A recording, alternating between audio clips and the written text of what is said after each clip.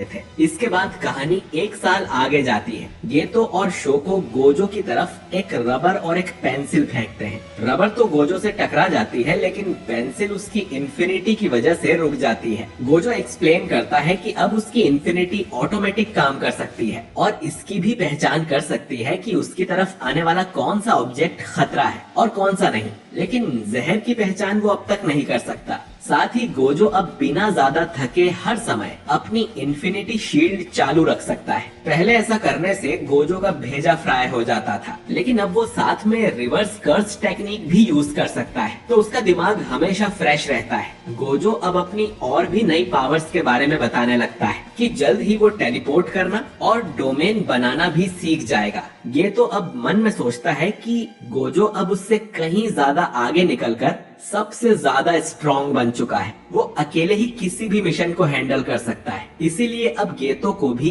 अकेले ही मिशन पे जाना पड़ता है। और ये समर सॉर्सरर्स के लिए काफी बिजी था, क्योंकि कर्स्ड स्पिरिट्स की तादाद मच्छरों की तरह बढ़ती ही जा रही थी और उन्हें एब्जॉर्ब करके गेतो थक चुका था। वो बताता है कि कर्स स्पिरिट्स का स्वाद बिल्कुल ऐसा होता है मानो उल्टी में लिपटा कपड़ा निगल लिया हो। अब गेतो अपने रास्ते से भटकता जा रहा था, क्योंकि उसने इंसानों का घिनौना रूप देख लिया था। वो जुजुत्सु सॉर्सरर बना ही इसीलिए था ताकि वो नॉर्मल इंसानों की मदद कर सके, लेकिन उन फॉलोअर्स की तालियों की गूंज गेतो को अब भी सुनाई दे रही थी। शावर लेने के बाद गेतो अकेले एक कमरे में जाकर बैठ जाता है। तभी हाइबारा गेतो के पास आकर उससे बात करने लगता है और उसे बताता है कि वो एक मिशन के लिए बहुत दूर जा रहा है, तो वो उसके और गोजो के लिए कुछ खाने को जरूर लाएगा। अब गेतो उससे पूछता है कि उसे जुजुत्सु सॉर्सरर बन के कैसा लग रहा है। हाइबारा कहता है कि वो इन सब के बारे में ज्यादा नहीं सोचता, लेकिन वो खुश है कि वो अपनी पूरी कोशिश कर रहा है। गेतो उसकी बात से सहमत होता है। तभी इन दोनों के सामने एक औरत आती है और इनसे सवाल करती है कि उन्हें किस टाइप की लड़की पसंद है। गेतो उससे पूछता है कि वो कौन है। वहीं हाइबारा बताता है कि उसे ज्यादा खाने वाली लड़कियां पसंद है। गेतो को ये पसंद नहीं आता कि हाइबारा किसी अनजान को जवाब दे रहा है। इसके बाद हाइबारा गेतो और उस लड़की को अकेला छोड़कर चला जाता है। वो लड़की फिर से गेतो से वही सवाल करती है और गेतो फिर से लड़की की आइडेंटिटी पूछता है। ये लड़की बताती है कि उसका नाम यूकी है और वो एक स्पेशल ग्रेट सॉर्सरर है। दोस्तों, यूकी को हमने सीजन 1 में भी देखा था और इसी ने तोदो को ये सवाल करने की आदत लगाई थी। खैर, गेतो यूकी के बारे में जानता था। यूकी का जुजुत्सु हाई से कोई लेना देना नहीं है और ना ही वो उनसे मिशन लेती है। उसे अकेले काम करना पसंद है। यूकी बताती है कि जुजुत्सु के लोग सिर्फ बीमारी का इलाज करते हैं, जबकि वो बीमारी को जड़ से ही खत्म करना चाहती है। यानी वो एक ऐसी दुनिया बनाना चाहती है जिसमें कोई कर्स स्पिरिट हो ही ना। अब जैसा कि हम जानते हैं कि कर्स स्पिरिट इंसानों के नेगेटिव इमोशंस से जो एनर्जी लीक होती है उससे बनते हैं। तो ऐसी दुनिया बनाने के दो तरीके हैं जिनमें कर्स स्पिरिट हो ही ना।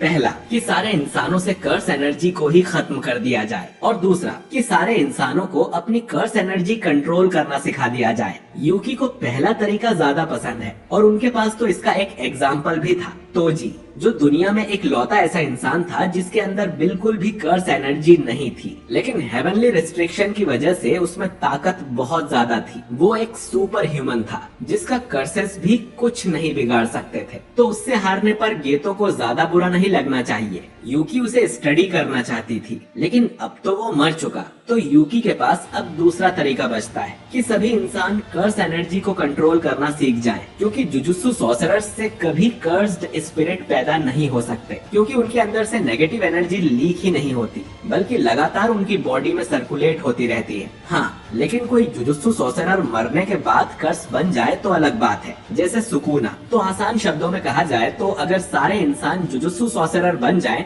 तो कर्स्ड स्पिरिट पैदा ही नहीं होंगे। अब ये तो उन फॉलोअर्स के बारे में सोचते हुए कहता है कि अगर हम सारे नॉर्मल इंसानों को ही मार दें तो, लेकिन फिर ये तो होश में आ जाता है। यूकी उसे कहती है कि इंसानों को मारना सबसे आसान तरीका है, इससे बाकी इंसान डर के मारे सॉर्सरर बन जाएंगे। लेकिन ये पागलपन होगा। क्या गेतो को नॉर्मल इंसानों से नफरत है? गेतो इस पर कोई जवाब नहीं दे पाता। उसे लगता था कि सॉर्सरर्स का काम ही यही है कि वो नॉर्मल इंसानों को प्रोटेक्ट करें, पर अब उसे पता नहीं कि इंसानियत बचाने लायक है भी या नहीं। यूकी उसे कहती है कि ये फैसला उसका है कि वो क्या करना चाहता है। इसके बाद वो अपनी बाइक पर बैठ जाती है और जाने से पहले कहती है कि उन्हें आपस में दोस्ती रखनी चाहिए, क्योंकि आगे चलकर वो और गोजो भी स्पेशल ग्रेड सॉर्सरर बन जाएंगे। वो ये भी बताती है कि मास्टर टेंजन अब ठीक है, क्योंकि शायद अब उन्हें कोई दूसरा स्टार प्लाज्मा वेसल मिल गया है। कुछ समय बाद गेतो और नानामी एक मुर्दा घर में होते हैं, क्योंकि हाइबारा की डेथ हो गई थी। नानामी बताता है कि हाइबारा एक सिंपल मिशन पर गया था, जहां उसे ग्रेड 2 के कर्स को मारना था, लेकिन अपने एरिया में वो कर्स ग्रेड 1 हो गया था। गेतो अब कहता है कि नानामी को आराम करना चाहिए, गोजो उस मिशन को देख लेगा, जिस पर नानामी बोलता है कि अब से सारे मिशंस गोजो को ही देने चाहिए। अब गेतो सोचने लगता है कि सॉर्सरर बनना एक मैराथन दौड़ने जैसा है, जिसकी फिनिश लाइन पर कुछ नहीं है, बस उनके साथियों की लाशों के ढेर हैं। अगले महीने गेतो को एक मिशन पर भेजा जाता है, जहां एक गांव के लोगों को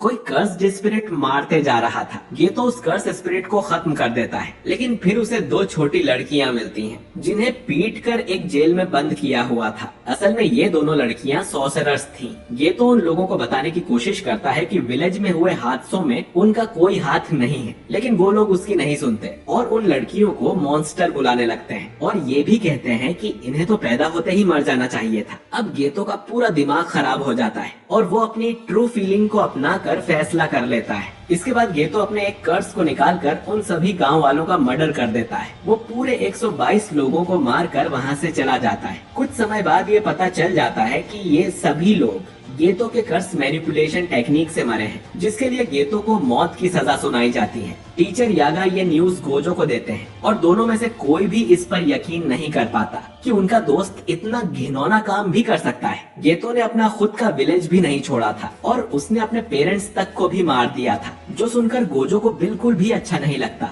इसके कुछ टाइम बाद ही शोको की मुलाकात गेतो से हो जाती है। वो दोनों काफी नॉर्मल तरह से बात करते हैं। शोको गेतो से पूछती है कि उसने ये सब क्यों किया, जिस पर गेतो बताता है कि वो ऐसी दुनिया बनाना चाहता है जिसमें सिर्फ जुजुत्सु सॉर्सरर्स हों और उसे पता है कि कोई उसकी ये बात नहीं समझेगा। शोको फिर तुरंत ही गोजो को कॉल कर इन्फॉर्म कर देती है कि गेतो यहाँ पर है और उसे मरने का शौक नहीं है, जो वो गेतो को अरेस्ट करने की कोशिश करे। थोड़ी ही देर में गोजो यहाँ आ जाता है और गेतो से पूछता है कि वो सच में सारे इंसानों को मार देगा, अपने पेरेंट्स को भी। गेतो उसे भी वही जवाब देता है कि वो एक ऐसी दुनिया बनाना चाहता है जिसमें कोई कर्स ना हो और ना ही कोई नॉर्मल इंसान। इसके लिए वो अपने पेरेंट्स को भी मार चुका है। गोजो अब उसके सिद्धांतों पर सवाल उठाता है, जिस पर गेतो कहता है कि उन सब लोगों की मौत किसी कारण से हुई है। गोजो आगे कहता है कि सारे इंसानों को मारना नामुमकिन है और वो कभी अपने गोल तक नहीं पहुंचेगा, जिस पर गेतो बोलता है कि लेकिन तुम ये काम अकेले ही कर सकते हो, तो अगर मैं तुम्हारे जितना पावरफुल हो गया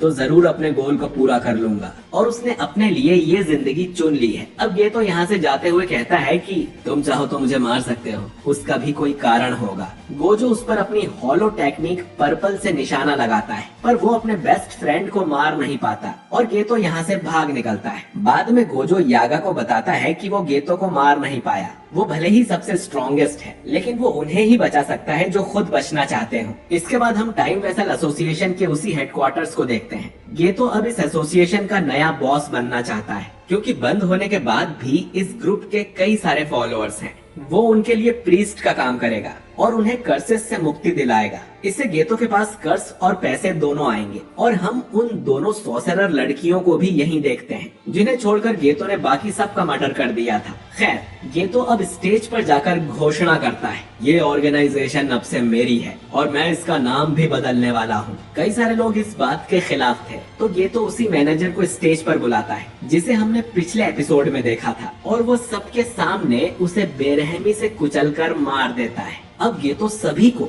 सीधा धमकी देता है कि उन्हें उसकी हर बात माननी पड़ेगी। दूसरी तरफ गोजो को तोजी का बेटा मेगुमी मिल जाता है। वो उसे बताता है कि उसका फादर जेनिन क्लैन से था। वो यहाँ से भाग गया और बाहर आकर उसने मेगुमी को पैदा किया। जेनिन क्लैन को कर्स्ड टेक्निक से बहुत प्यार है। जब मेगुमी 6 साल का होगा तब उसे अपनी कर्स्ड टेक्निक दिखने लगेगी और फिर तोजी मेगुमी को जेनिन क्लैन में बेच देता, लेकिन उसने तोजी को मार दिया है। मेगुमी बोलता है कि उसे कोई फर्क नहीं पड़ता। वो आदमी उसे और उसकी सौतेली बहन को छोड़कर भाग गया था और कभी वापस नहीं लौटा। उन्हें लगा कि वो लोग उनके डिवोर्स के पैसों से ऐश कर रहे होंगे। गोजो अब उससे पूछता है कि क्या वो जेनिन क्लैन में जाना चाहेगा, लेकिन मेगुमी को अपनी बहन सुमुकी की चिंता थी। अगर वो वहाँ चला गया तो क्या वो अकेली खुश रह पाएगी। गोजो मेगुमी की बात समझ जाता है और उसे कहता है कि जेनिन क्लैन को वो संभाल लेगा और उनका ख्याल भी वो ही रखेगा। बदले में मेगुमी को स्ट्रॉन्ग बनना होगा। इसके बाद कहानी 11 साल बाद 2018 यानी प्रेजेंट में आ जाती है। गोजो अपनी पास्ट लाइफ को सपने में देख रहा था। उसे उसके 3 स्टूडेंट्स यूजी, मेगुमी और नोबारा नींद से जगाते हैं। उसने ही इन तीनों को किसी सीक्रेट मिशन के लिए यहाँ बुलाया था। अब गोजो उन तीनों को देखकर खुश हो जाता है और ये एपिसोड यहीं पर खत्म हो जाता है।